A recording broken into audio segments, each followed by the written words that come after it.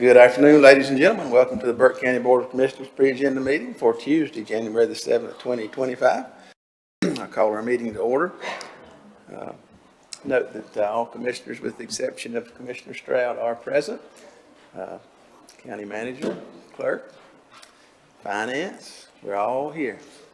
And our attorney, Mr. Lackey, thank you for being here. All right. Gentlemen, you've had the agenda for this meeting ahead of time. I will entertain a motion at this time to approve the agenda. Motion to approve, Mr. Chairman. Thank you, sir. All those in favor signify by the uplifted hand. That's 4-0. Presentations today, we have several. The first one comes from Foothills Regional Airport Authority. This will be presented by Brent. Have I seen Brent? Guess he'll be here at the regular meeting, Mr. Chairman. Okay. All right. Well, gentlemen, you have that presentation or pieces of it in your package. So if you see anything there of question, be sure to give Brent a call, and he'll be glad to answer those. We'll look for him at our regular meeting. Without objection, this item will remain on the agenda. Presentation item number 2 comes from Finance, the County Manager. A presentation of fiscal year 23-24 audit. And gentlemen, this item will also be presented in more detail in our meeting, but you have at your place a copy of the audit. I would encourage you to look at it. Mr. Manager, any word from you on that item? I would just say that the principal partner from our audit firm, Thompson Price Scott Adams, will be here. He and the audit manager were able to meet with us earlier this week. Mr. Chairman serves on our audit committee, so we were able to meet and go through that in detail and get some questions answered. So certainly, to the extent board members have questions about the packet, happy to answer those if you have them. If not, Alan will be here in 2 weeks to go through in a much more detailed presentation those findings. All right, thank you, Mr. Manager. And as Brian said, we did have an opportunity to briefly go over that with them as the committee, and the audit looks good, but there's lots of information within the audit. I would encourage you to look at it and talk to Brian or Margaret if you have any questions. Without objection, this item will remain on the agenda. Item number 3 comes from the County Manager as well, departmental update from the EMS collections. Mr. Manager.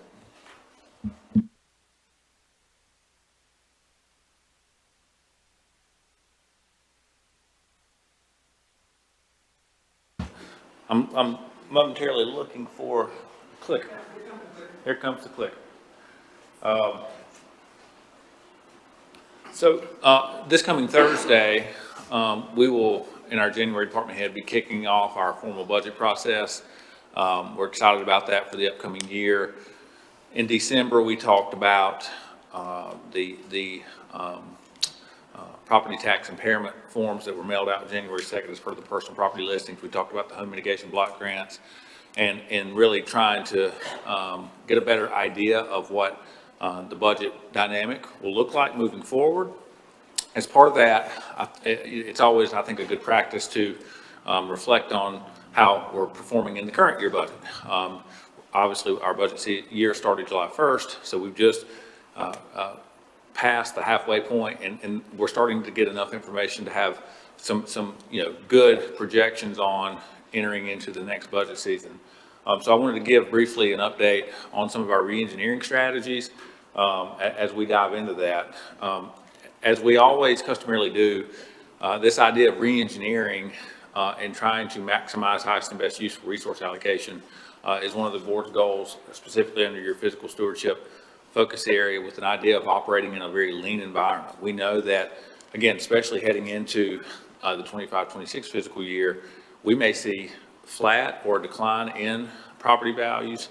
For the first time in some time through the first 4 periods of this fiscal year, we were seeing a gross decline in sales tax. Some of that was due to refunds to nonprofits and governmental entities, but we also were seeing a slow in consumer spending.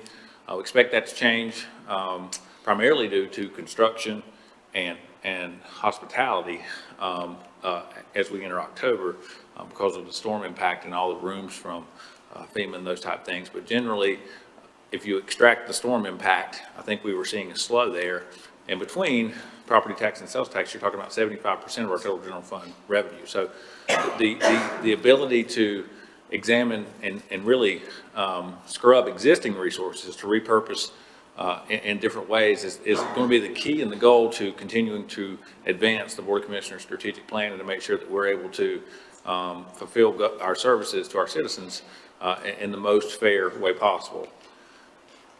You've all seen this many times, but from an administrative plan perspective, we really continue to execute this three-phase strategy that we refer to internally as React, Rebuild, Rethink. React was all about evaluating the industry, our environment. When I first onboarded, we had a lot of conditions that I think required us to take a step back and develop some strategy. We then moved into this rebuilding stage where we focus largely on best practices and rebuilding foundation and focusing on culture and focusing on values.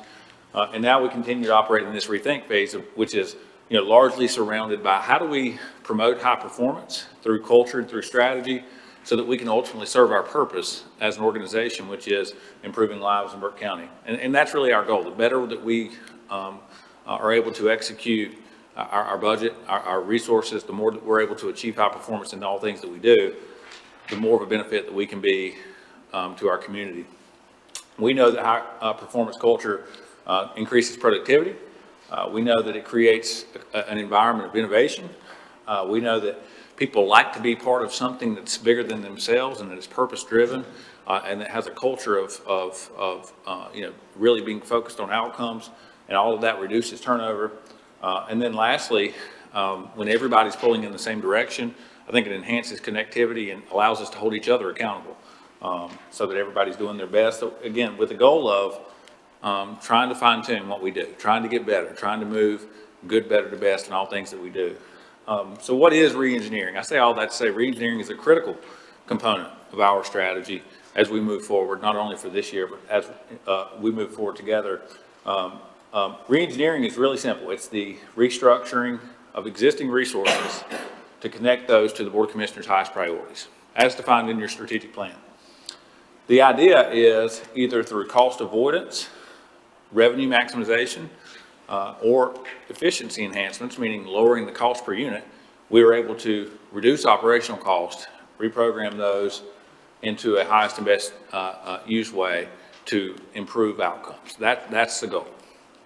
We had several strategies that you're all familiar with in this year's budget. I'll go through those, but I really want to highlight one that falls into that revenue maximization strategy, specifically for EMS central collections. Inside our solid waste fund, just to highlight a couple of projects you all know that we have moved our MSW transport handling in-house. We began compacting our own cardboard at our collection sites, and we've also developed a scheduling strategy that allows us to eliminate overtime. Each of those produce either revenue maximization, cost savings, cost avoidance, or efficiency improvements. Our water sewer fund, for water loss, we're a purchased water system, and there's been a gap historically of the water that we buy versus the water that we sell. Similarly, on the sewer side, the sewer that we pay to have treated versus the sewer we're collecting and billing for, again, that gap, we're running an AIA study to try to minimize that and improve that system, and more to come on that as we approach your March work session.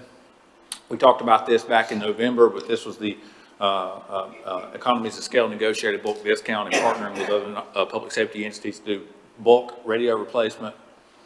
Fleet management, we have about 215 total vehicles in our fleet, and largely they've been managed year to year, department by department, in a very solid way. So we're trying to be centralized and collective about replacement and about strategy and about really being able to program that out 2, 3, 4 years ahead of time. IT, very simple things like deploying iPads versus more traditional MDTs that have a 2 to 3x cost, and technology allows us to do those things, lower cost, higher productivity. So sometimes it's very simple, nebulous things that make a big difference.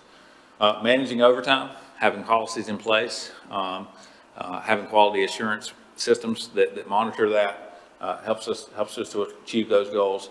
On the health side, we've talked about managing our pharmacy spend, putting biometrics back in place. We have a health coach now that's helping navigate people and so that they can, take their appropriate medications and all those type of things to the extent that they can change health behaviors and ultimately, hopefully have lower health costs. So all of those are strategies that are in process now. And what I'd like to do as we go through the budget process is systematically update you on each one of those on how it's going. Today, I'd specifically like to highlight EMS billing. So just as a reminder, historically, we have partnered with a company called ESMC. And there's multiple companies that do pre-hospitalization transport billing. ESMC is probably the best in the industry, and we've had a relationship here in Burke County with them for some time. Generally, the way that those contracts work is that they receive information through technology. Our medics do something called a PCR that then gets transferred to the billing company. They send the bills out, collect, and then they keep a percentage, roughly 6 to 7% of net collections as their fee for service. Over time, what we had noticed is that revenues had flattened.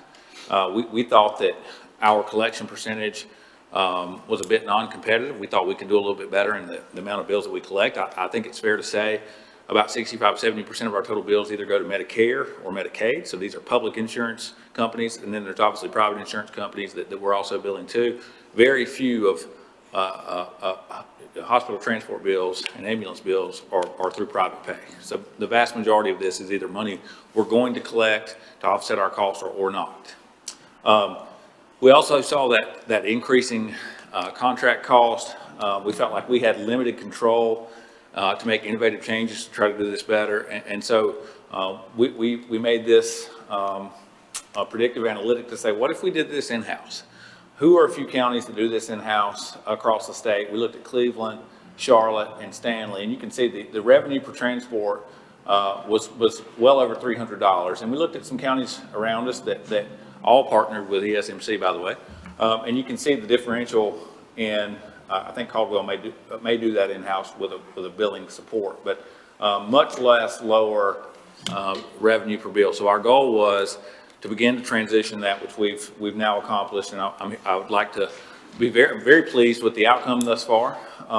Obviously, we've taken, when you're halfway through the fiscal year, it's a good time to project the full amount, because you for the most part can simply double your expectations, assuming that there's nothing abnormal. So our projection at this point for collections through June 30th, 2025 would be $6.9 million. When you compare that to prior years, that's $1.8 million higher than last year, 1.4 higher than the year before. And you can see this average revenue per bill now at $370, where we were down in the 275, 280s. So largely we're seeing an increase in call volume. We're seeing a higher collection percentage. Obviously that's generating a higher cost recoupment, if you will. Still doesn't cover the full cost of EMS, obviously, but it's closing that gap and certainly helping offset some of the hurdles and challenges of buying ambulances and paying staff a competitive wage. We're also working on through the details. We have several hospital contracts. So for example, in Burke County, like many counties today in North Carolina, we have two physical hospitals, one in Valdez, one in Morganton. But on paper, they're the same hospital. They have the same ID number. So you can call I-40 or Highway 70 a long hallway. And what that means is when someone goes to Valdez, often to the emergency room, that admission will end up in Morganton, and they have to be transported via ambulance while still under the custody patient care of the hospital. And we do those. Historically, that's been a fixed fee. We're working through renegotiating that so that it's more on a cost per unit. We think that's going to be very fruitful and more indicative of our true cost of doing that service. Also, interfacility transports to like nursing homes, hospitals that may be higher level of care outside of our community, making sure that we have the appropriate systems in place to recoup those costs as well through contracts. And also having this function in-house gives us what I call authoritative billings. That would be things like debt set-off. Debt set-off is a statewide database that as a government entity, we can upload amounts owed to. And so if someone set to receive some type of state dollar. So they play the lottery, or they get a state income tax refund, but they owe Burke County money. The money that's owed to Burke County is netted out of that refund. So if someone, for example, played the lottery and they had some type of return, but they owed, the state of North Carolina or Burke County $5, that would be netted out before they get their money. So that's just an example of another way that I think that we can increase that revenue source. And then also garnishments, similar to any other type of garnishment, we have the ability to attach for dollars owed. And again, most of the time, this is corporate insurance companies, not individual folks. But I think all of that will help really make this a more beneficial strategy as we move forward. So the executive summary, Mr. Chairman, is that one of our many reengineering strategies for this year, I think, is helping provide some budget flexibility that we need to continue the momentum that we have on your strategic plan, even given the economic hurdles that we may face in the next little while. Happy to answer any questions you guys may have. All right, thank you, Mr. Manager. Any questions for Brian on this item? Nope. Madam Clerk, I'll note that Commissioner Stroud did join us during that presentation.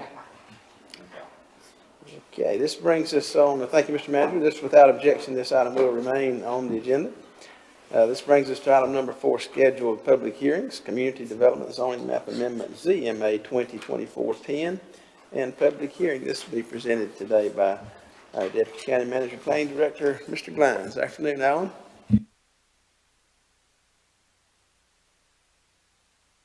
There we go. Sorry about that. For your review for the public hearing will be a request to rezone 2 properties owned by John and Rita Yunt. And these properties are located in the eastern side of the county off of Cape Hickory Road.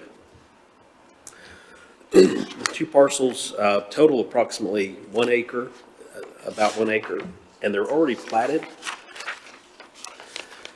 The request is to change that from general business to residential 3 zoning, and this would permit single-family housing out there.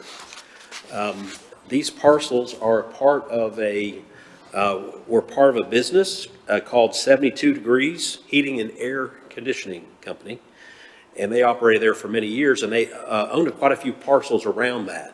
Well, when they retired and closed down, they started selling off these extra tracts.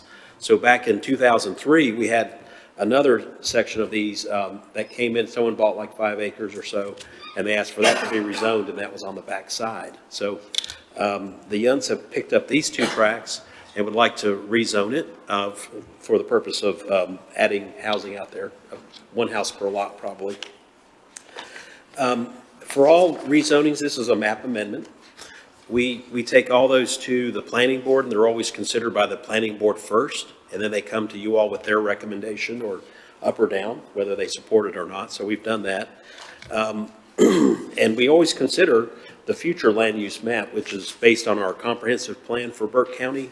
It often tracks closely with the current zoning, but in general, this area is compatible with that requested change. And so if it was approved, we would be adjusting that future land use map to match up to infill housing, is with how that would go. So at the hearing itself, there were no members of the public came to that meeting with the planning board. And so the planning board discussed it and voted to support and recommend that change with a vote of 6-0.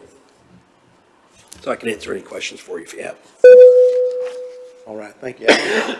Any questions for Alan on this item? All right, seeing here none, Alan, this item will remain on the agenda. Second item, also from Community Development, text amendment ZTA 2024-03, temporary dwellings. Mr. Glines. Thank you. So our office, we manage the permitting for housing, and we look at damage assessments and those sorts of things that have occurred since Hurricane Helene. And it became pretty apparent that we were going to have a fair number of requests for temporary housing going on the same tracks of damaged homes. And our ordinance today does not have any provision for allowing that, even though we were likely to see where FEMA would bring houses in and these FEMA trailers and other type units onto a site and would want to have them placed there temporarily while that home's being repaired for the homeowner. So looking this issue over, we reached out to the North Carolina Planning Group that is online, and we found some, our western counties don't have as much experience, thankfully, with this type of topic like the coastal counties do. So the coastal counties, a lot of them have this in place already. And so we reviewed some of their ordinances about how they handle temporary dwellings like this. And so we've taken that into account with this text amendment. So in this proposed draft ordinance, a temporary dwelling could take the form of an RV, a recreational vehicle, a camper, a FEMA-provided unit, or similar unit. Sometimes churches are providing trailers and that sort of thing, or even a primitive sleeping accommodation, which has just been recognized by the state building code in North Carolina. That could be tent or an insulated shed without electricity. The temporary dwelling used, we would tie that to an active building permit for repairing a home or during the process of building a new home or accessory dwelling on the same tract of land. So it's tied to the building of a home, a permanent dwelling unit on a parcel, and it would help folks in that meantime. In a lot of cases, there's no place for people to go when they're building or trying to repair or renovate. They're plugging in a gas-powered type of device to get power in their house. So it's a pretty tenuous situation. We'd like to try to make this work for folks who are on a permanent basis, meaning that it's not just tied to a hurricane event or some other type of emergency like that, but it could be helpful long-term. Now, if it's tied to a building permit, it allows us to give it a time limit. We don't want people to permanently live in a recreational vehicle. They're not designed to be a permanent residence. So we'd like to have some way to pursue that with a building permit for the home to push that along and close it out at some point in the future. We did take this to the planning board. I'm sorry, was there a question? I do have a question. How does this go along with the building inspection department as far as temporary service poles and those kind of things? It could tie in with it, especially if that home is the site of a permanent residence at some point, like an active permit's underway. We often set up a temporary service pole when people are building a home. It's that early power. So it allows people to kind of build their home and have power to kind of run the equipment and whatnot that are being used to build the property, build the house. So if someone's going to get a temporary home, they would automatically be approved for a permit for a temporary service, and we would go out and inspect that. Yeah. Power company would come out and hook it up. That's right. Whereas now you can't do that. Well, people get temporary power. It's a common occurrence with a new build today. With a building permit. Yeah, with the building permit, that's right. Okay. Yeah. I just want to make sure that we're not going to say, yes, you can do this, but then suddenly there's going to be a problem with them getting some kind of temporary power. Correct, right. We won't have an issue with that. Okay. Yes, sir. I would just like to add, is this going to be a stepping stone for something permanent? Is that what you're saying? They can only stay in this temporarily for a certain amount of time, and it's just to help them out now, and then it needs to turn into something else. Is that what you're saying? That's what I'm saying. Yes, sir. And it's tied to a building permit. So a building permit is to construct a unit. In some places, like we just looked at this R3 request, R3 is our flexible residential district. You can build, you can utilize a single wide manufactured home, a double wide, stick built home, modular. Those type of options are all there, but this would be tied to one of those getting permitted and, a permit being applied for. The planning board did review this. We talked about it a lot. We spent probably an hour on the topic, and they were, want to understand how it would work. And what the benefits would be to our community if we allow this. And so basically the form you have in front of you is the form that they recommended come forward. So Alan, during this process, it looks like this would be not exclusively designed for a hurricane or a disaster like that, but would allow temporary dwellings or lots of other uses during the building or rebuilding of a home. Yes, sir. How do we deal with environmental concerns, septic, all this kind of thing? Well, they'll need those very same things in the build of a permanent residence. They need, the second item after they get after a zoning permit for a new home, let's say, is they start working on that septic analysis. So that's the first thing that gets kind of approved on a site, really, is the septic facility, if you will. And it's tied in the construction process with that. Obviously, someone who has a FEMA trailer coming in on an existing site, they can tie right into that existing septic. If they're repairing a home, they can tie into that existing system. But those newer, someone coming in, it'll have to be like an RV that's self-contained for a while before they would, be able, they couldn't just, not have a system in place in that case. Yeah, that's where I was going with, would it be required that the septic system be in place for them to connect to, or would they be allowed to live in an RV that would have a contained? Yeah, I think they would have several options, because we see so many different situations out there, different scenarios that would come about. But obviously, if they're starting with, of just a vacant parcel, it's probably going to be an RV. That's what they're going to have for the duration, until that septic tank is brought online. Okay. Any questions on this item? Hey, Alan, I'm glad to see that we're doing this now. I was a little disappointed throughout the disaster area, and I'm in a lot of other counties as well, to see that we didn't have something in place, because we're almost 4 weeks into this, or 4 months rather, by the time we have our regular meeting, and a lot of folks really suffering, trying to figure out what to do because they couldn't, navigate that process. But, I noticed in there that you were talking about being tied to the rebuilding of another dwelling, permanent dwelling. Should we have some kind of provision maybe?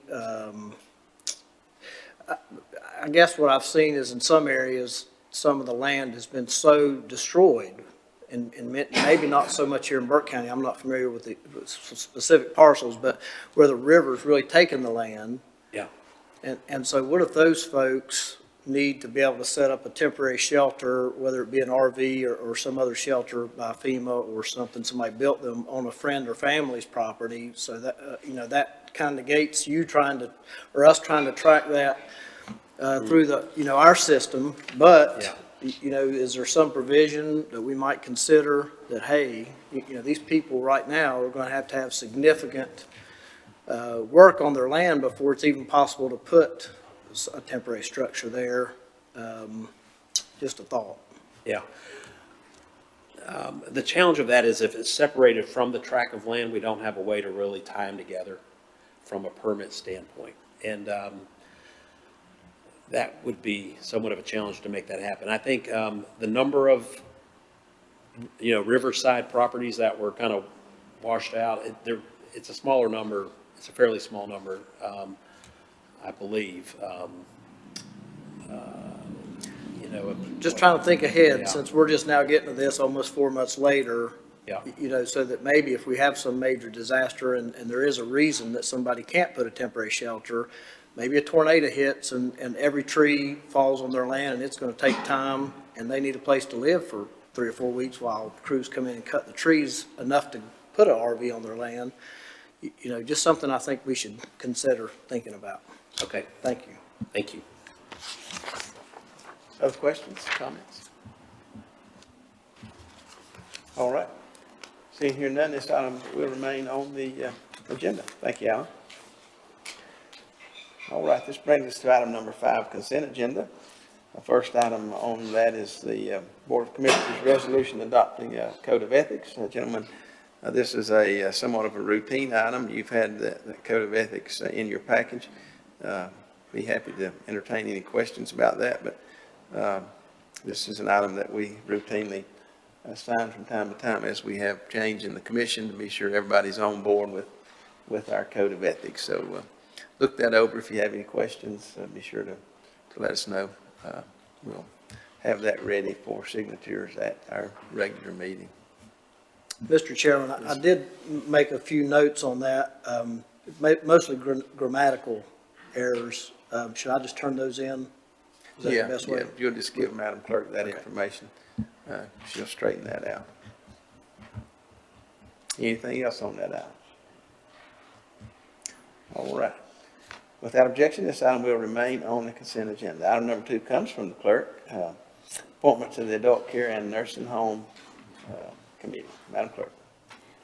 Thank you, Mr. Chairman, members of the board. This is a request to appoint Kathleen Andrews to the Adult Care and Nursing Home Community Advisory Committee, seat number 6, for a 1-year term ending January 15, 2026.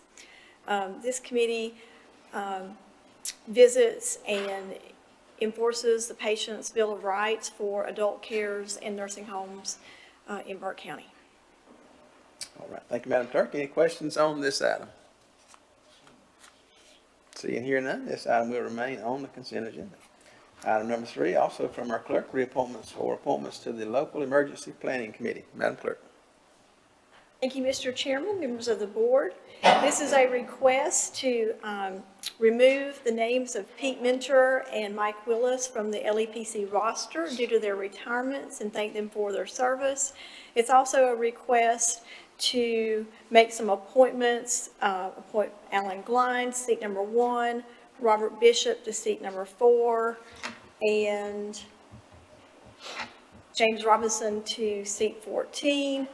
It's also to make some reappointments, to reappoint Ronnie Rector to seat number 7, Charles Conley to seat 10, Spring Williams-Byrd to seat 13, and Jeffrey McDaniel to seat 15.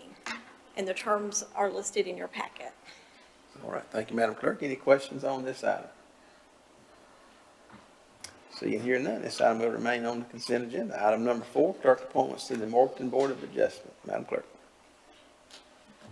Thank you, Mr. Chairman, members of the board. This is a request to appoint Johnny Carswell to the Morganton Board of Adjustment for the ETJ, seat number 1, regular, to complete a term ending June 3rd, 2028.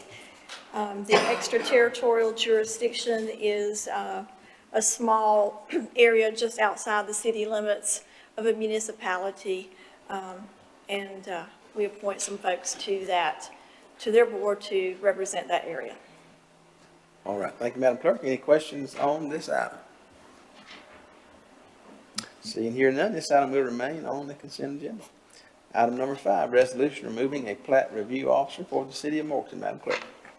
Thank you, Mr. Chairman, members of the board. This is a request to remove Logan Hanchett as a plat review officer for the city of Morganton due to an employment change. I will need to tweak the draft resolution slightly. Morganton did not adopt a resolution at their meeting, so they sent us a letter. So we'll just make that minor modification to the resolution, that it was a letter instead of a resolution. All right. Thank you, Madam Clerk. Any question on this item? Seeing here none, without objection, this item will remain on the agenda. Item number 6 comes from our Sheriff's Office, approval of jail medical plan. This will be presented by our Sheriff. Afternoon. Sheriff? Good afternoon, gentlemen. Mike? Thought it was on. How about now? Yeah. Okay, good.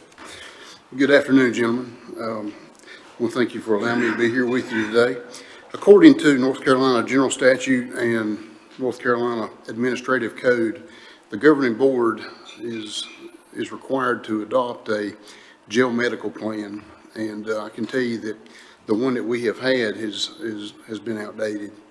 And the Sheriff's Office, along with the Burke County Department of Health, Danny Scalise's crew has helped us, and also our medical provider, IMS, Dr. Pylan's group, who we have a contract with them to provide medical services at our jail, has worked to update our medical plan. And that thing covers everything from mental health issues dealing and handling chronic and communicable diseases, medication administration, and emergency care. So I think they've done a good job in updating that thing. We're asking you all to approve that and allow the chairman, who is one of, I think, 4 signatures that go on that medical plan, to act on that. Thank you, Mr. Sheriff. Gentlemen, that's some riveting reading all through there, and I would have to agree, it's work well done. Appreciate the efforts there. Any questions on this item? Now, we don't think about it often, but when we have folks in our custody, they require all the same kind of care that you and I do, 24/7, 365, and so this manages to take care of that, so. That's right. If my son or daughter or brother, mother, if they're in the jail, I'm going to be taken care of just like anybody else. Thank you. All right. Without objection, this item will remain on the agenda. Item number 7 coming from the Tax Department, release refund report for December 2024, presented by our administrator, Mr. Bridges. Afternoon. Members of the commission, for the month of December, the report for refunds and releases was, report amount is $9,229.15. The rebuild amount was $4,869.85. A net release of $4,359.30, and there were no refunds. For the vehicle refunds for over $100, the total was $244.72. All right, thank you, John. Gentlemen, you have that information in front of you. Any questions on this item? See and hear none. This item will remain on the agenda. Thank you, sir. That'll take us on to tax collection report. Thank you, Mr. Chairman, members of the board. For property tax, year-to-date collected is $45,202,848.02. That is 82.5% of the budgeted amount, with a balance to collect of $9,590,330.98. For motor vehicle tax, for the year-to-date, we have collected $2,787,193.37. That is 54.91% of the budget amount, with a balance to collect of $2,289,050.63.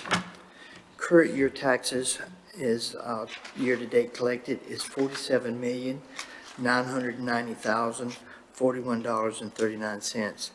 That is 80.16% of the budget amount, with a balance to collect of $11,879,381.61. For delinquent taxes, year-to-date collected is $371,188.45. That is 53.03% of the budget amount, with a balance to collect of $328,811.55. Penalties and interest, year-to-date collected is $161,803.36. That is 49.18% of the budget amount, with a balance to collect of $167,196.64. For the total levy, the total levy for the year is $68,819,143.88. With year-to-date collected is $45,202,848.02. Balance percent collected is 70.83%, with a balance to collect of $18,616,295.86. Any questions? All right, thank you, John. Any questions for John on this item? Seeing here none, this item will remain on the consent agenda. Brings us to item number 6. Thank you, John. Items for decision, we have no items for decisions this month. That brings us to reports, item number 7. First item is from our Director of DSS, monthly operation report. And he's flanked by Amanda and provide assistance as well. Afternoon, y'all. Good afternoon.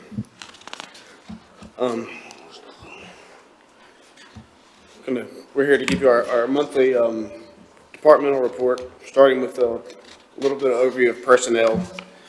We mentioned in our last report just sort of the growth in full-time personnel we've experienced in the last several years, but also wanted to mention that we also have 15 part-time personnel who do a variety of services. One of the most impactful part-time positions we've been able to add in the last several years is the addition of 10 after-hour support specialists. We mentioned last month that we oftentimes have children who have to spend the night in the agency. When that happens, we have to have 2 people with them at all times. One of those has to be a child welfare worker. So prior to having these part-time folks, that was requiring 2, daytime social workers who worked all day and then having to work all night. And you can imagine in a pretty short amount of time, that has a pretty extensive, takes a toll on staff. So the addition of these 10 people have kind of allowed us to cut that in half, where we still have to have 1 child welfare worker there at all time, but also these after-hours folks have provided tremendous support and really helped us out over the last year since they've been added. In terms of our current openings, we are going through a little bit of an uptick in openings. In the work that we do, where you can't really shut the front door, sometimes when you have a separation and that work gets pushed down to someone else, it can have a tendency to snowball a little bit. So we've seen a little bit of that, but we've been working hard along with HR staff to try to aggressively recruit, get positions filled as quickly as possible. And you can see for the month of November, there was 4 separations. All of those were voluntary separations, and with the addition, then we had 5 hirings, and those hirings are listed in there. So we're continuing to work each and every day to get those positions filled, and a number since this report was created, a number of those have received conditional offers or final offers as well. Amanda's going to talk through some of the economic services data with you, and then I'll finish up from there. Sure. Good afternoon.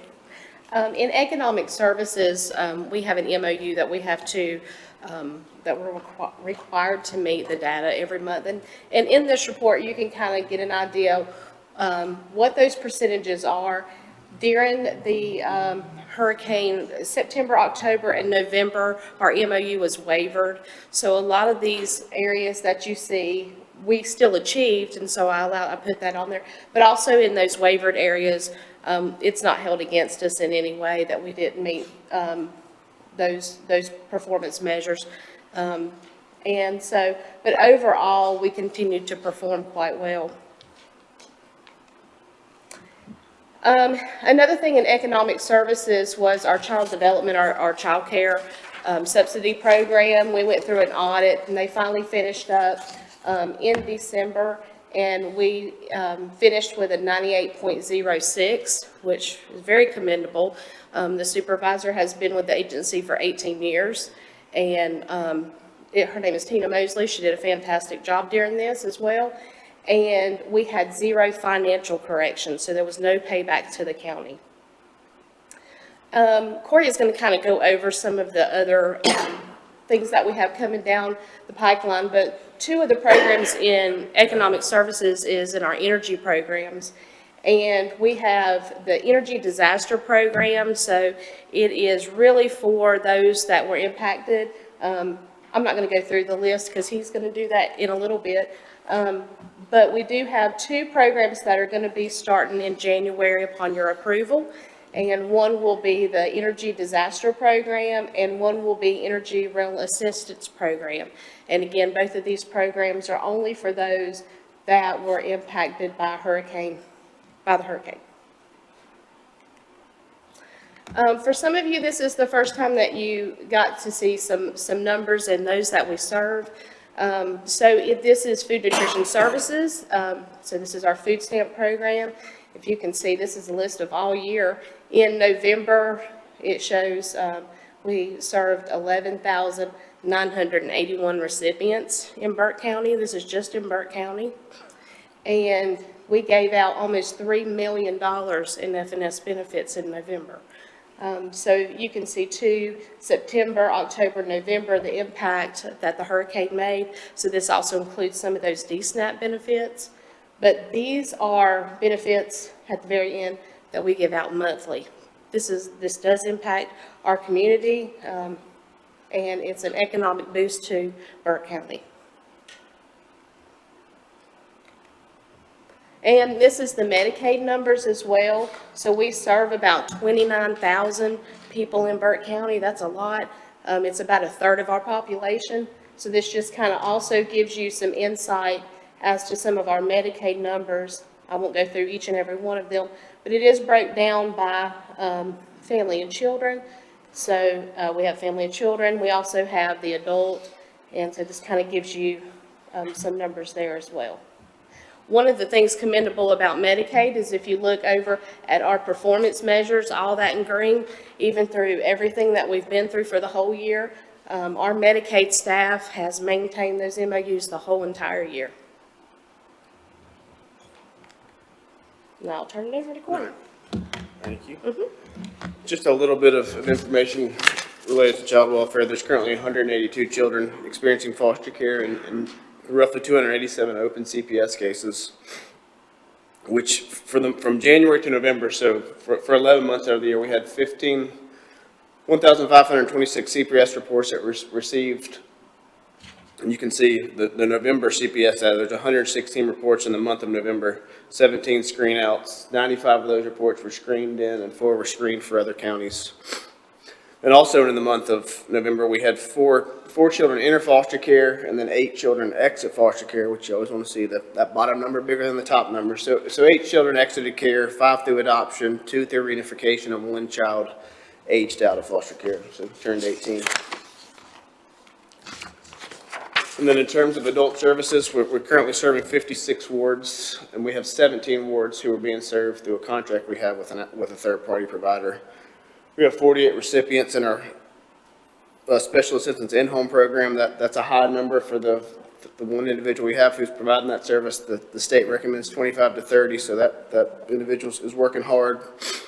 Then we also have 145 people currently receiving the CAP, or Community Alternatives Program. We have the ability to serve up to 188, and those referrals are maintained by the state, so our staff are ready and willing to get up to 188.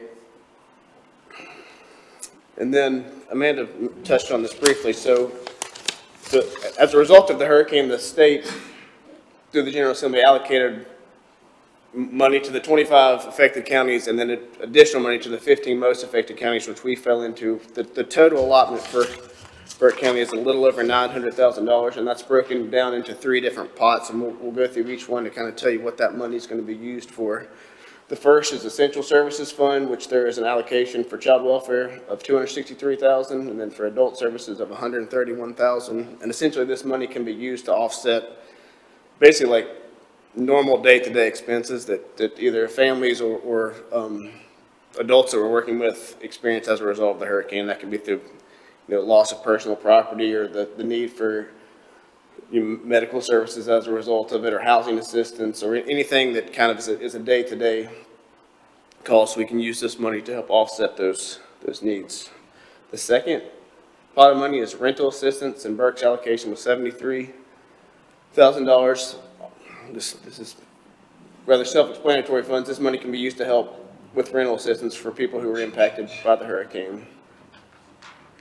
And then lastly is energy assistance funds. This is similar to the energy that we normally provide. This is just additional funds that can be used to offset costs associated with the hurricane, and Burke's total allocation for that is roughly $441,000. So you can see here the amounts broken down, with the total amount of just over $900,000. This money will, like I said, it was given to the 25 counties and then more to the 15 most impacted, and it will continue to be monitored by the state. And as counties use or don't use this money, money will be moved around and reallocated to other counties that have a greater need, or if counties aren't using their money. And then the next step for you guys would be to approve the receipt of this money and allow us to start using these funds to help folks in the county. I think that. All right, thank you, Corey. Any questions for Corey or Amanda on these items? Mr. Chairman, if I may, I think- just briefly, I think if the board, Corey was presenting the details of this funding allotment and how it may be allocated, but if the board is agreeable and wishes to keep it on the agenda, since the DSS director's report isn't presented at the regular meeting, we would ask that you consider moving it to the consent or to an item for decision for the regular meeting, at the budget amendment itself that he just talked about. Correct. Just before we do that, let me make a comment or two. In the monthly update letter, very first thing in our package, the second sentence has got something fishy. Just need to, it's grammatical, just needs some work there. Okay. On the open positions, we got some data underneath those that talks about citizens per social worker and those kind of things compared to other counties. I played around with the numbers a little bit, and I presume that those graphs are based on the number of positions we have approved, Yes. not necessarily the number of folks actively working. Correct. So our ratios are, actual ratios are somewhat more than the charts show, and that leads to my next question. What is our status on getting a lot of these positions filled? I mean, I think we're making progress. I mean, I think we interview every day. I mean, I don't know what, I can say that I know in child welfare, I think there's 12 in child welfare. I think 6 of those have at least conditional offers, and then there's 4 or 5 interviews set up in the next, between now and next week. So if you do the math, it is possible that those 12 could be, at least a conditional offer be extended by the end of next week. So I do think we're making progress. I think in Medicaid, the applicants have been a little slower, but I think that they do have interviews scheduled. We're continuing to work every day to make sure that we get the positions filled. So we do have applicants, and that seems to be moving forward. Yes. Starting to. The applicant pool is slower. I mean, I think this is not just an issue in Burke County. I think the applicant pool, DSS is slower, but I think we are continuing to get applications, but not at the rate that I think we did a couple years ago.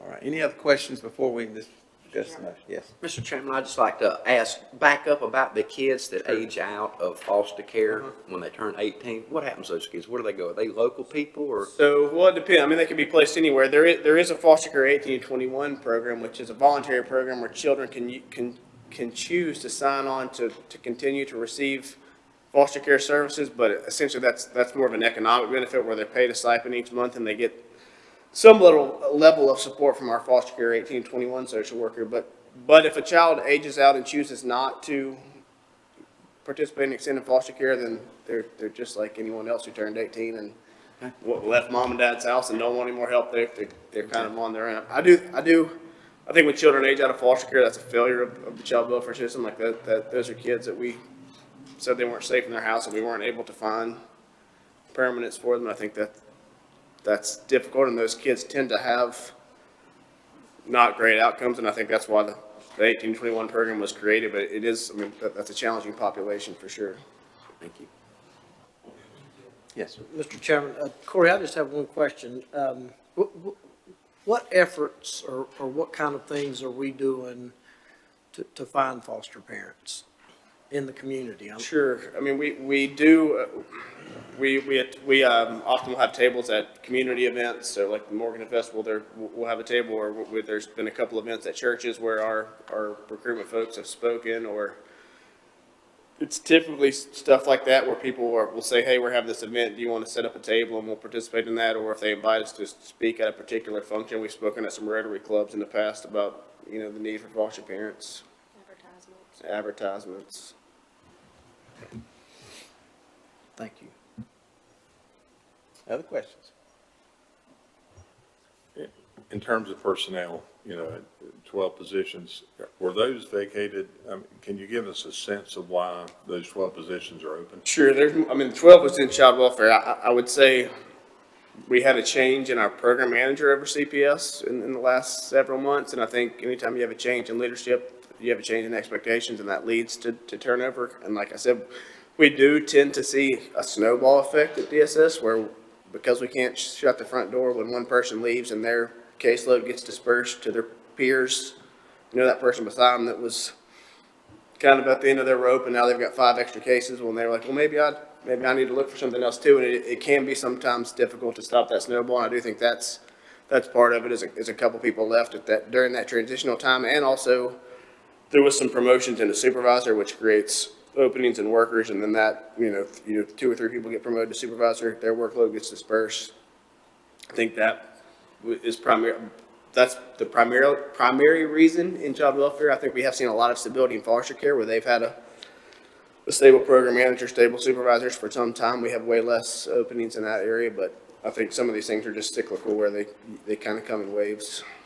Are we conducting exit interviews? Is there? There is for exit. Yeah, HR conducts exit interviews. I think we're also finding, I know in economic services, we're finding that people are leaving that type of work as well. It is very demanding. You have to have a passion for people, and you have to have a passion for helping people, that maybe you don't always just get the pat on the back when you help them. And people are, we have seen an increase in people just leaving that type of work. So it's not that they're going to another county. It's not that they're going to another, like a hospital or even a school. They're just leaving that work. I had a supervisor last week who left because, she had some things she had to take care of at home, which is fine. But it wasn't because of anything that we're doing necessarily at our DSS. It's just that, again, it's high demand and it's hard work.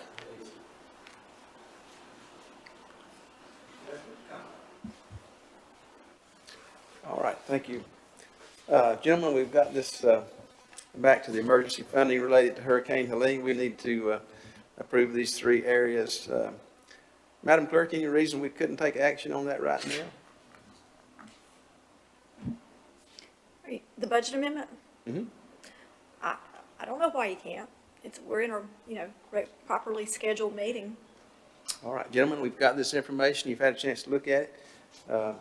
I'll entertain a motion to approve this emergency funding related to Hurricane Helene. So moved, Mr. Chairman. All those in favor signify by the uplifting hand. It's 5-0. All right, thank you very much.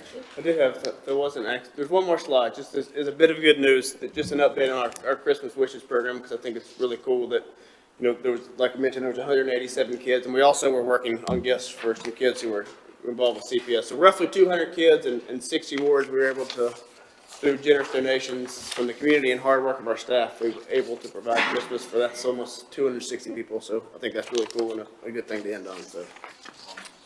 All right, thank you. Mr. Commissioner Smith I has a got one question. How many children do we have that are like out of state? They're placed out of state? Placed out of state, I don't know the exact number, but that is a very small number, less than 10. Probably less than 5. I can think of 2, but I don't know that those are the only 2, so I don't want to commit to those 2, but it's a very small number. And usually those are treatment-based, like we have a child in Alabama who's there for treatment purposes, so that's where that child is placed. All right. Other questions? All right. Corey, Amanda, thank you for the good work you're doing. Appreciate the presentation. Mr. Chairman, Yes. would you all like to accept that report? I'll entertain a motion to accept this report. Mr. Chairman, I'll make the motion, we accept the report. Thank you, Commissioner Smith. All those in favor signify by the uplifted hand. That is 5-0. And that does bring us to item number 2, which is the approval of budget amendment number 8.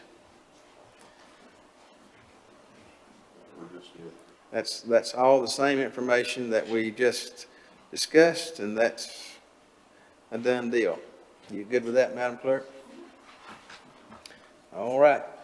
Item number 3, quarterly operation report from the Health Department. We'll hear from our Health Director, Danny Scalise. Afternoon, Danny.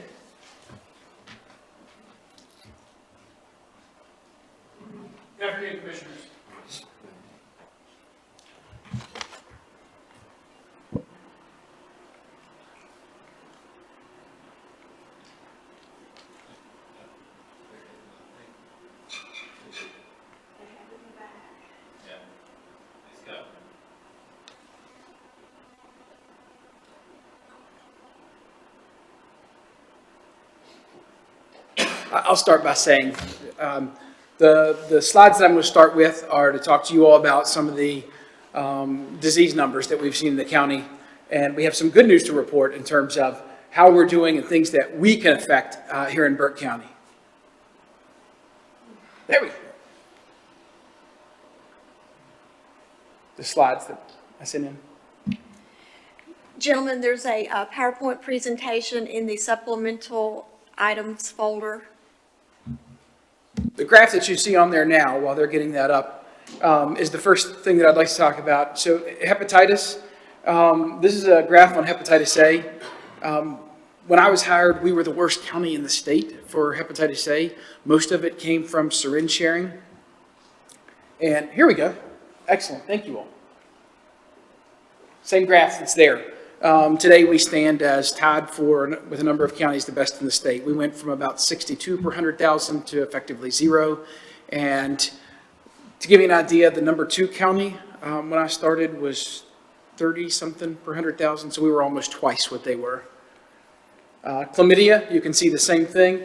The charts that I'm showing you, the numbers are going in this direction. The dotted line is a trend line that shows in there. Gonorrhea, hepatitis B, hepatitis C. Syphilis shows a couple of different things. The blue line that's got this turned down with the box on there is the one we want to pay attention to. That's primary syphilis. That's people who just got it. Tuberculosis. HIV, we have such a low incidence of HIV here. The trend line shows up, but we're essentially at a flat level. If you saw that over a number of years, it would look just like it was a...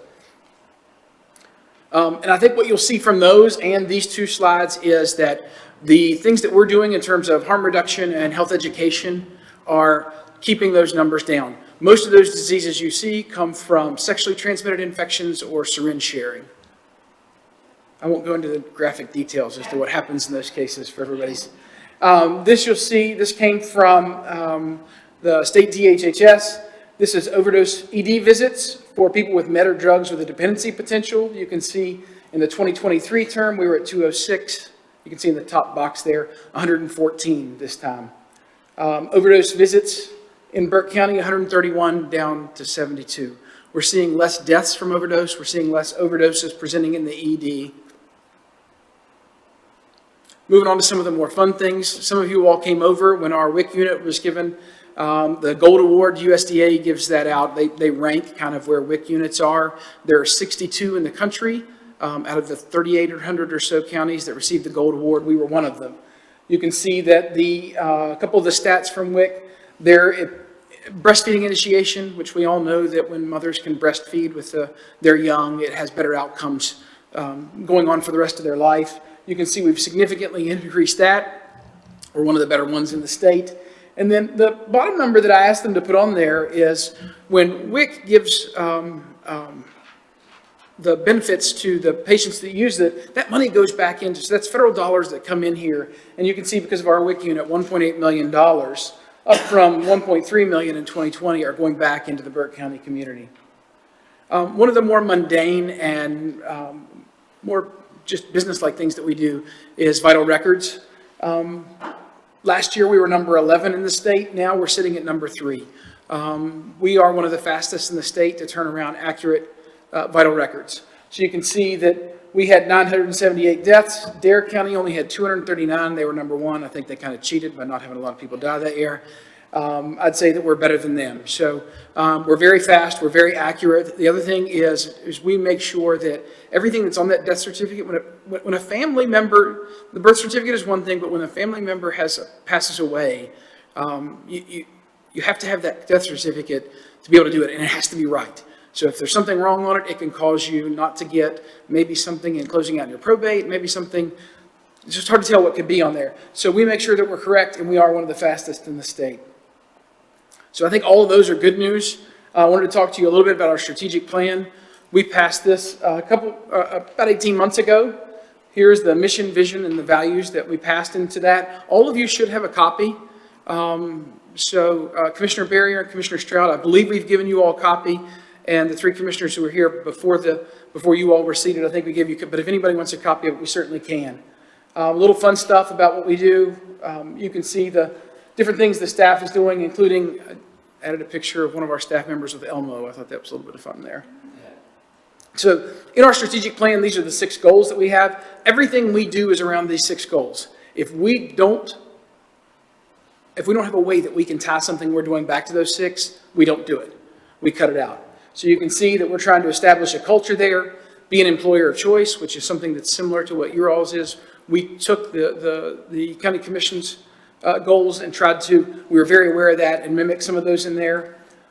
Mitigate substance use and promote mental health, be an academic health department, be a healthcare service provider of choice, and be a leader in environmental health.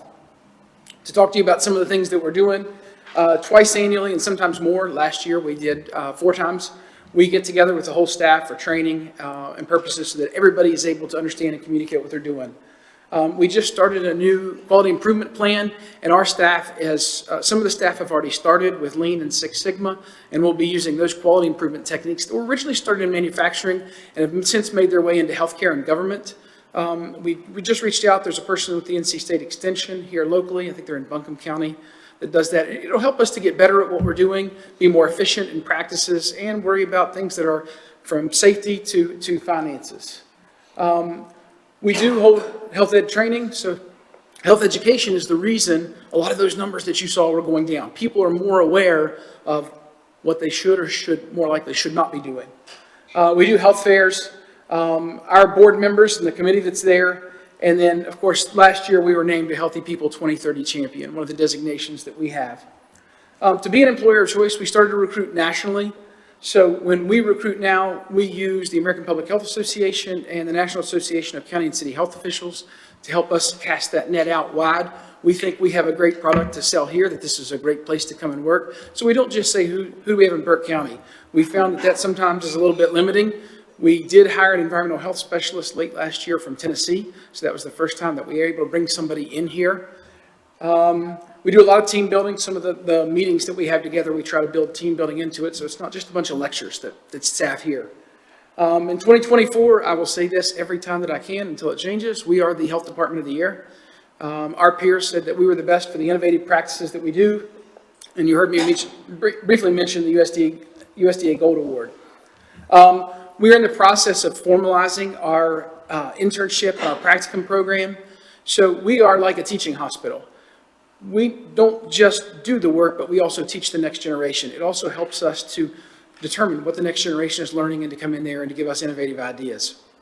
So we have taken on interns and practicums in an MPH, which is the degree for Master of Public Health for public health. Students are required to do a practicum with someone who can oversee them. So I and a couple of the other staff members there are able to oversee that. And a couple of times we've had people who've come in, used Burke County data, used our stuff to help us create something or do something. And you all will start to see that now in the reports that we do. When we do our budgeting process, I don't know if all other departments do like that, but all employees have a chance to go into it. We meet with each unit within the health department and give them a chance to have a say-so as to what they're doing. So when we come to you and say, through the county manager, this is what we're requesting, every one of the health department employees had a chance to say, I think we should do this, or this is a waste, or I'd like to see more of our money in that. The county salary study that was done with Baker Tilly, we've created much more of a flexible working environment. We have taken the good use of the policy that you all passed a few years ago to permit employees to telecommute. And for some of the employees we have, they really appreciate that you all have let them do that. Last year, we changed, for some reason, the Public Health Department had its own logo and its own this. So now everything that you see will now say Burke County Public Health and will have the same logo and same colors. We went as far as to find the Pantone colors Kay found for us to make sure that our colors, the blue and green that you see there, matches exactly what you would see with the others. In order to mitigate substance use disorder and promote mental health, our opioid response, B-Corp, Burke County opioid response, the OFR, we were the first in the state to do a team like this. So those are fatality reviews that are done by professionals, Burke County professionals in Burke County, to try and determine and make recommendations as to why this happened and what we could do to mitigate that from a policy standpoint. We're in the process of strategic planning. Naloxone distribution is something that we started doing maybe 18 to 24 months ago, and we've seen a precipitous decline in overdose deaths because of that. This drug saves people's lives. So the more of it we have out there, and we're doing it, the state has made sure that we've had a good supply of it without having to use any county funds. Some of you have attended the community forums that we've done, and we're talking about doing another one starting. We wanted to wait till we got after the first of the year, and sometime at the end of the first quarter of calendar year, we think we'll do another one. In terms of an academic health department, we have partnerships with the Gilling School of Public Health at Chapel Hill. CUSM is the Campbell University School of Medicine, Appalachian State, Western Piedmont, of course here, Lenore Ryan, and East Carolina. We take on nursing students from the community college, from LR, from ECU. We take on public health students from the others and medical students. So anytime you're in our building, there's a decent chance you're going to see students who are either rotating through or working with us on something. Faculty members also work with us on projects because so much of their accreditation is tied to experiential learning. So it allows us to have this expertise that we would never be able to afford without being a county the size of, say, Mecklenburg or Wake County. Training, research, and evaluation. We're able, when we do proper evaluation, we're able to look at you and tell you, yes, this is what we did and this is how well we did it. Think of it as keeping score in terms of a game. Our staff submit abstracts, have had papers published. We serve on multiple local, state, and national boards in terms of public health. The certifications that you see there, CPH is the highest in our profession that's board certified in public health. It is a mastery of that you've met all the requirements in a generalized version of public health. So think biostatistics, epidemiology, health policy, healthcare management, leadership. The CHES is for health education. CMOM is for a medical office manager. So the person who works that we would call like the practice manager in our office is certified in that and has gone through the training that's necessary to say that she's at the top of her field. Certified biller and coder. Multiple of our staff have been inducted into leadership fellowships. One of them was here in the state, the Bernstein Fellow, Ashley Jarrett, who's the Assistant Health Director, which is a very competitive and very prestigious fellowship. And then Jackson from over in our Environmental Health Unit was accepted into the Leadership Fellowship that was regionally done, and it's out of Emory University in Atlanta. It's the public health region that's basically the southeast United States. So, and a number of our staff have guest lectured at some of these places. We're really trying to change the way that we are in a clinic. We've changed everything from workflows to what it looks like, our waiting room, how people come in, we're really taking a good view of what the experience is for a patient who comes in to our clinic and what it is that they see, how they get in and out. We're making use of the technology we have, so now we have the ability to communicate with staff via their cell phones. And when you come and check in at our WIC, we're about to spread this, we did a pilot with our WIC. When people come to check in, instead of coming to a person who may be busy doing something else, they just put their name on a tablet that's outside the window and it tells the proper person who's there. So we think we're going to roll that out for everything else because it's had a great deal of success. And then we further developed our street medicine and harm reduction programs, which work out in the community for patients who aren't able. People don't think about it. Burke County is a really big place. If you are an unhoused person and you may not be able to get in to the health department or get into any of the health care. It's kind of centralized around where we are. We've started to publish our environmental health data on social media and on the web. So if you want to know whether a restaurant is a good restaurant to go to or a bad restaurant to go to, you can look and see how they scored and why they scored that way. It's pushed on social media. We now have a lot more staff in terms of environmental health specialists. They're all kids. I'm having a tough time with that because we hired a couple of them out of college, and I never had children, so 20-year-olds are I'm learning their lingo and things, but they're whip smart and they're going through their training faster than I had expected. And then HR helped us with creating a career ladder for those staff members.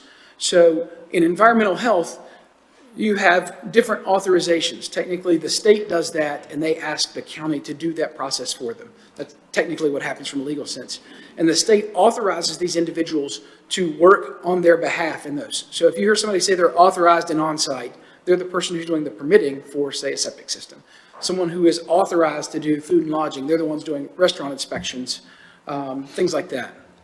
So the career ladder gives incentive to those employees to go and get more of those authorizations. The more authorizations they have, the more value they are to us. It takes them a little while to do it, so by the time they get to that, one, they become a much better professional, they've given us back, and at some point they realize, hey, I kind of like it here.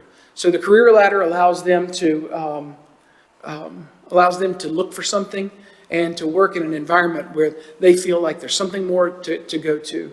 That's become much more prevalent in public health in all different aspects of it, but environmental health is the first place that we tried it. Right now, you'll hear me, when you all talk to me, hear me talk about the CHA-CHIP process. CHA is Community Health Assessment. CHIP is the Community Health Improvement Plan. Every 3 years, UNC Blue Ridge and we are required to do a community health assessment. As we're permitted, we do it together as opposed to they do one and we do one. So we go out and ask people questions. Some of it's through surveys, some of it's through focus groups, some of it is through publicly available data, and put together an assessment of the health of the community and what the biggest priorities are. So the things that we do are driven from that process, and the CHIP, the plan, comes later on after that. We've made some updates to our facility with grant money that we had, so we realized that that building hasn't really been changed much since it was done in the 1970s. So I think all of you all have been in there and seen what we did, like with our lab. And then most recently, we put in a new waiting room with some of the grant money that we had so that people coming to our primary care practice or coming to our communicable disease practice are able to come and have a separate waiting space so that they feel a little more comfortable. We've started to work with our EHR to do a little more progressive billing. And we're seeing more money coming in. We're trying to reconcile that with Munis to make sure that the collections meet up with what they're saying. But we do see that more is coming there. Our communicable disease nurses will be in an enhanced role. That's a training that the DHHS does to allow them to do things that are a little greater scope of practice in terms of communicable disease. And we've put in an intent to apply for Project Public Health Ready. It was really interesting timing that we did that because we put the intent in before the storm came. That's all about public health preparedness. So we got a good lesson in that. We should have that. It'll also help us with our accreditation going forward. I went through that awfully fast, gentlemen. What questions can I answer for you? All right, thank you, Danny. Any questions for Danny on his health report? I got one. Where do we stand on our environmental health inspections? Are we behind? If we are, how far behind are we? It depends on which one you're talking about, but the answer is yes in both. We are behind. In terms of food and lodging, up until maybe 6 months ago, we had one person who was doing that. So if you look at the models that are there, we should have 10.5 people, 10.5 FTEs doing that, doing environmental health inspections. Right now, half of our unit are rookies. The problem with environmental health is when you hire those rookies, they have to go through all the process to get training. So for about the first 6 months or to a year, they're useless to us. They're just there to learn. I won't say they're useless, but they're not able to do the inspections. There's probably an unfair assessment there. So we are behind in terms of both food and lodging and on-site. So we worked with the county manager to create a little process that he gave us a little bit of leverage on. So we have hired a few people on contract who are registered environmental health specialists in other counties who are going to be here helping to do some of the catch-up work that's there while our new people are training to get us back to where we were before. When I started here, almost all of the environmental health unit was close to eligible to retire. And a few of them decided it's time. And the pandemic didn't make that any easier for people in public health. So we were scrambling to hire people. In the state of North Carolina, there are roughly 1,300 people who are trained and available to do that job. To give you an idea of how we compete, Mecklenburg County has 104 of those. And they're consistently hiring for environmental health specialists. So it's always challenging to try and steal somebody from another county. So we were able to do that for one of our positions. We stole a young person who has not started, so I don't want to say what county they are from until we get them on board to not disparage other counties, but we were able to steal someone who lived a little closer to us than they did that other county and was looking for a new home and really liked some of the progressive things that we were using in terms of technology. So we have that one person and then 3 of our staff members by April Fools should be fully trained and ready to go and out doing the inspections. So we believe that by the end of the fiscal year, we should be in really good shape.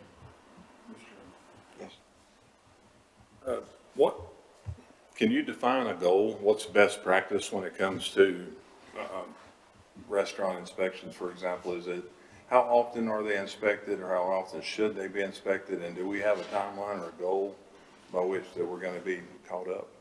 So as I just said, I believe that next fiscal year, we won't have any problems with it. This fiscal year, like I said, we had one person and basically 1.5 FTEs doing what should have been done by 5 people. So the state requires that certain levels of inspection are done by certain facilities. So it depends on the facility as to how often they're, I don't have that in front of me, but I can get that Like, I think information. schools, cafeterias are 4 times a year. Okay. What is a restaurant? Once again, it depends on the restaurant. Certain restaurants are required multiple times a year, certain are 1. Okay, and as far as septic tank inspections, are we in pretty good shape there? So right now, we are a little behind, but we're at about the same place that every county around us is. So all the contiguous counties to us, including Burke County, are about 6 to 8 weeks behind. We are starting to improve that because we have hired these people who are contractors to help us do a little bit of catch-up. We believe that that's going to be able to get us to that point so that next fiscal year, we don't have that.